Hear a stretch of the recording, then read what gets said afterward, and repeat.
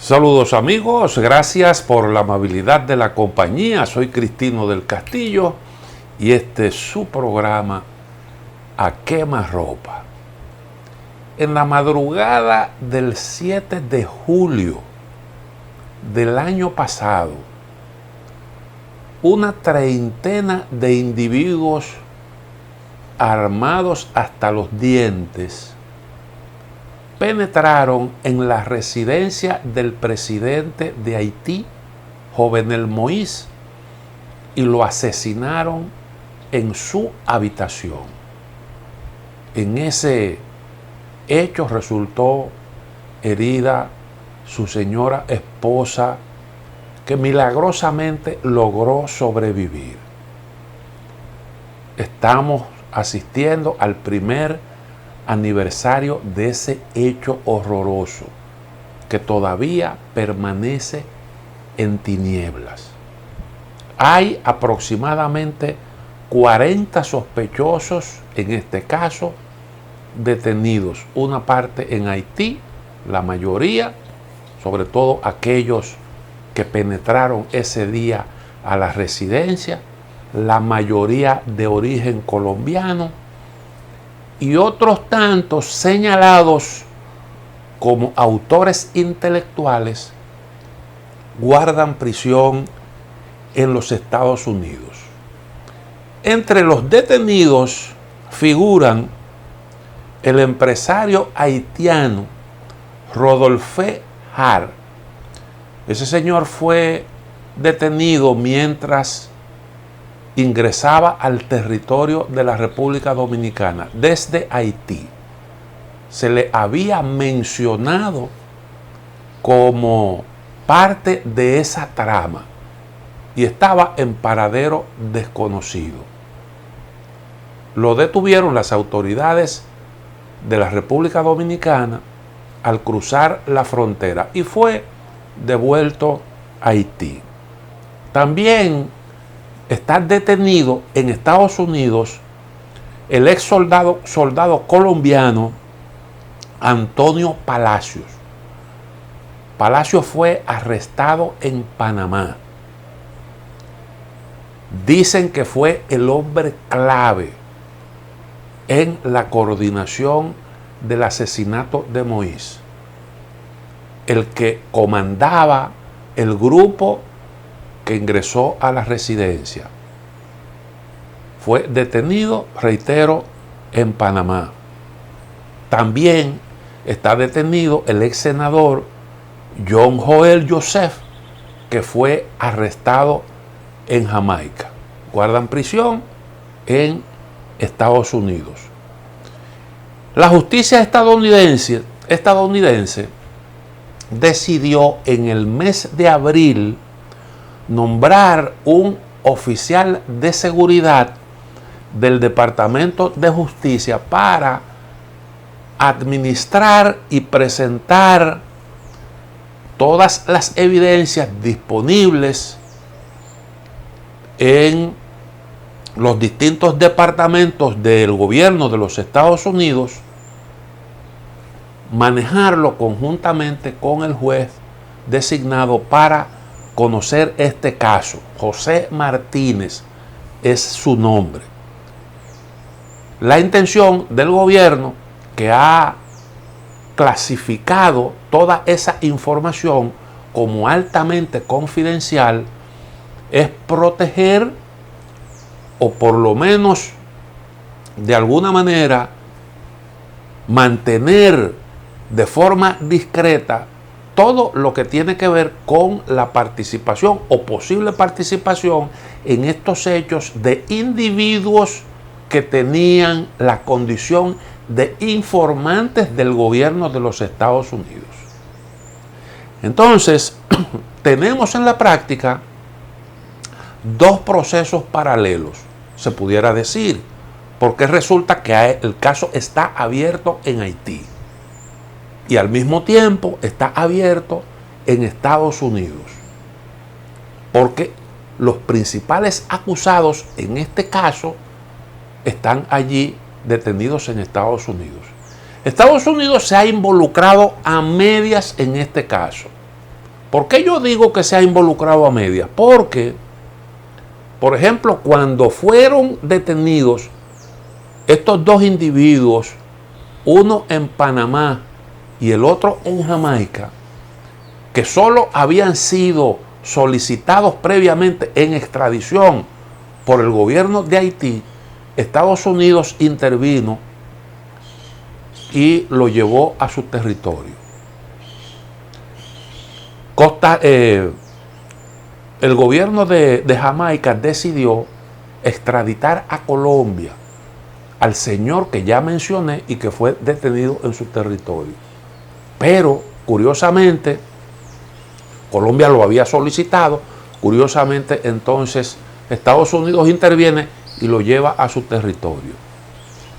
Sin embargo, no ocurrió lo mismo con este señor que fue también señalado como uno de los participantes en el hecho que salió del territorio de Estados Unidos con destino a Turquía y que fue detenido al llegar al territorio de ese país. Ese señor estaba solicitado en extradición por el gobierno haitiano. Recientemente, los turcos, la justicia turca decidió negar la extradición a Haití de ese señor y su puesta en libertad. Estados Unidos en este caso no intervino para nada. Y entonces ahí el caso está abierto, hay una parte que se está manejando en Estados Unidos, donde están los principales acusados, y la otra parte se está manejando en Haití. En Haití, como se sabe, pues no hay realmente una justicia funcional. Ya se han designado para conocer este caso 5 jueces. 5 jueces han tenido en sus manos el caso del asesinato de Moïse. Y alrededor de todo esto, las investigaciones realmente no han conducido absolutamente a nada. No se sabe qué fue realmente lo que ocurrió, a pesar de que muchos entendían que era un caso de fácil solución porque habían supuestamente pruebas a borbotones. Habían cámaras en la residencia, varias cámaras en la residencia del presidente. Hubo detenidos que se supone que podían aportar algún tipo de información, y esos detenidos están ahora mismo en cárceles haitianas, y los otros, algunos de los cuales aportaron informaciones que han trascendido a los medios de comunicación. Recuerden ustedes el reportaje extenso que hizo el New York Times con las confesiones de uno de los individuos que dijo que tenía algún vínculo con eso. Pero curiosamente no hay realmente la certeza de qué fue lo que ocurrió en Haití. Lo único que sí sabemos es que el señor Moïse acababa de regresar de un viaje que hizo a Turquía. Allí justamente donde se detuvo ese señor que ahora acaba de ser puesto en libertad.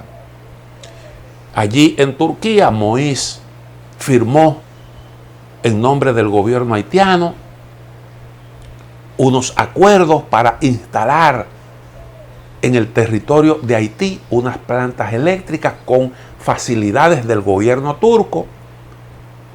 Recuerden ustedes que Moïse dijo que lo iban a asesinar y señaló como posibles autores de eso a individuos relacionados con el sector del suministro de energía. Son datos realmente curiosos, pero como decía, no hay realmente la certeza de qué fue lo que ocurrió ahí.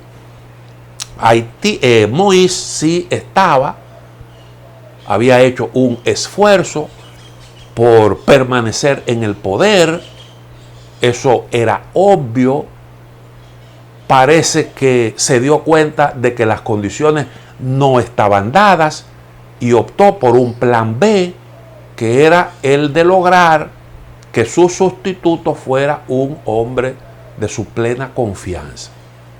Prorrogó por un año su mandato, destituyó a varios miembros del Tribunal de Casación, que es la Corte Suprema de Justicia de Haití, designó el organismo responsable de organizar las elecciones y además de eso organizó una especie de referéndum para reformar la Constitución de la República, bajo el alegato de que los problemas políticos, la inestabilidad política en Haití tenía mucho que ver con la forma en que la Constitución haitiana organiza el poder. Un régimen semiparlamentario en un país en donde no hay tradición de diálogo. Y entonces, en medio de esos esfuerzos, fue asesinado. En cierta medida, el señor Moïse violó reglas importantes de esas no escritas que han regido por mucho tiempo la política en ese país. Permítanme una pequeña pausa. En breve retornamos.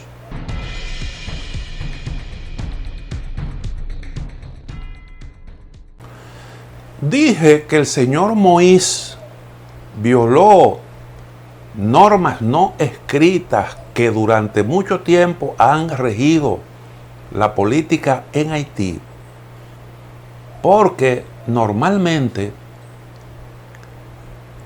el que gobernaba en Haití era aquel que sabía concitar el respaldo de los jefes de los distintos clanes con incidencia en ese país. Esa ha sido la clave para poder gobernar esa nación.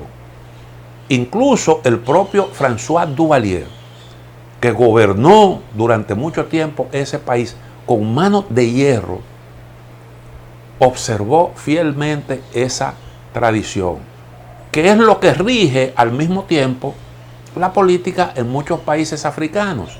Eso viene precisamente vía ADN de el África, esa tradición. Moïse se apartó de eso y los grupos, los clanes con incidencia en Haití fueron poco a poco insurreccionándose algunos de ellos. Y entonces ahí aparecieron algunas bandas criminales que comenzaron a disputarse el poder con grupos armados, pandillas dirigidas desde las instancias del poder. Y la política entonces se convirtió en un escenario de enfrentamiento de ese tipo entre grupos radicalizados. El país entonces entra en una etapa de caos. Desde entonces, Haití está sumido en el caos. Y ahí usted ve secuestros, asesinatos casi a diario. Usted tiene un sistema de salud colapsado, totalmente colapsado. Un montón de gente pasando hambre. Una justicia que no funciona. No hay parlamento. Los partidos políticos no funcionan. Y entonces hay realmente una situación sumamente incierta de difícil manejo. Pero en realidad esto no viene de ahora. Esto ha sido un proceso. Haití está sumido en un caos con altas y bajas desde hace más de 30 años.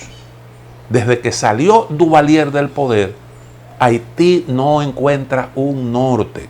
Y en estos años hemos visto en Haití todo lo que le puede ocurrir a un pueblo, quizás de forma amplificada, porque allí se han registrado insurrecciones populares, hemos visto revueltas militares, golpes de Estado, elecciones fallidas, incluso hasta magnicidios, como hemos visto. Ahí ha ocurrido de todo. Curiosamente, una buena parte de esos sucesos muy lamentables han tenido lugar con la presencia allí de una misión internacional. Porque resulta que Haití hace tiempo que está en manos de la comunidad internacional. Allí no se decide nada sin la participación de la comunidad internacional. En consecuencia, todo este desorden, todo este desastre, esas calamidades que pasa Haití, en gran medida es una responsabilidad de la comunidad internacional, que le ha faltado visión, que le ha faltado determinación para ayudar a ese país a resolver sus problemas, atacando los males en sus propias raíces. Hace tiempo que la comunidad internacional, eso que eufemísticamente se denomina como comunidad internacional, hace tiempo que decidió desentenderse de Haití. Y las únicas iniciativas que vemos aparentemente a favor de Haití tienen que ver con la República Dominicana. En Haití hay gente que se está literalmente muriendo de hambre. Según los organismos internacionales, allí, en una situación de inseguridad alimentaria, viven más de 4 millones de ciudadanos haitianos. Eso es cerca casi del 50%, 40 y tanto por ciento de la población haitiana. Y la verdad es que la inmensa mayoría de la población está sufriendo las consecuencias del caos, porque allí usted simple y llanamente tiene muchas dificultades para realizar las actividades cotidianas. Cuando no es la inestabilidad política, son las pandillas las que te crean las dificultades para llevar una vida normal. Y entonces es una gran desgracia que está viviendo ese pobre pueblo. Antes del asesinato de Moïse, la comunidad internacional hablaba de la celebración de elecciones, de la necesidad de dotar a ese país de un gobierno con ciertos visos de legitimidad. Pero ahora ni siquiera de eso se habla. ¿Por qué no se habla de eso? Bueno, sencillamente porque para organizar unas elecciones más o menos aceptables en Haití, habría que emplearse a fondo para pacificar ese país, combatir las pandillas que actualmente tienen el control de una buena parte del territorio. ¿Cómo usted puede celebrar unas elecciones en un país ocupado, manejado por esos grupos de delincuentes? Si se celebran unas elecciones, con toda seguridad usted puede afirmar que resultará vencedor un pandillero, porque son las pandillas las que controlan el territorio haitiano. Ahí los partidos políticos se han reducido a la mínima expresión, y los que tienen poder, los que manejan y deciden cómo es que funcionan las cosas en las calles, son esos grupos de delincuentes. Y entonces ahí no hay realmente posibilidades de organizar unas elecciones más o menos tranquilas, que aseguren un resultado que pueda empujar a Haití por el camino correcto. la comunidad internacional no está en la disposición de jugársela por Haití. ¿Y a qué están apostando? Bueno, apostando a que República Dominicana flexibilice sus fronteras para que nosotros absorbamos una parte de los problemas que afectan a esa nación.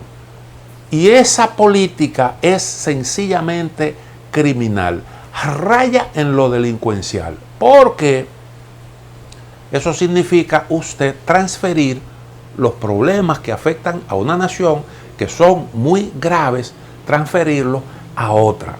Y ya nosotros estamos viendo algo de eso. No solo porque República Dominicana se está llenando de inmigrantes, hay un pueblo que intenta salir desesperadamente de su territorio para radicarse allí donde lo puede hacer. Y lo que está al alcance para la inmensa mayoría es República Dominicana. Y entonces usted ve cómo los hospitales están llenos de parturientas haitianas, las escuelas se llenan de niños haitianos, usted ve en la calle gente que trata de sobrevivir haciendo cualquier cosa, sin aportar prácticamente nada. Y entonces eso con el tiempo implica crear una situación para la República Dominicana sumamente complicada. Todo esto lo que viene es a confirmar la hipocresía de ciertos países que se autoproclaman defensores de los derechos humanos, que en realidad eso les importa poco. Los derechos humanos cuentan simple y llanamente cuando sus violaciones son atribuibles a enemigos políticos. Entonces ahí sí se es diligente. Se hacen expedientes, se imponen sanciones y hay incluso hasta la disposición a jugársela con decisiones radicales frente a enemigos políticos. Pero en este caso se trata de una nación pobre, de una nación que simple y llanamente está pasando calamidades. Ahí no hay absolutamente nada que buscar, ninguna ventaja de tipo político. Y entonces la respuesta es la indiferencia. Y República Dominicana entonces se ve como parte de la solución de ciertos problemas que afectan a los que deciden. Y eso equivale a crear un nuevo problema. ¿Por qué? Bueno, sencillamente porque los dominicanos, ustedes pueden estar seguros de que no van a aceptar eso. A la larga, en República Dominicana habrá resistencia. ¿Cómo eso se va a expresar en términos políticos? No lo podemos asegurar, pero el riesgo es grande.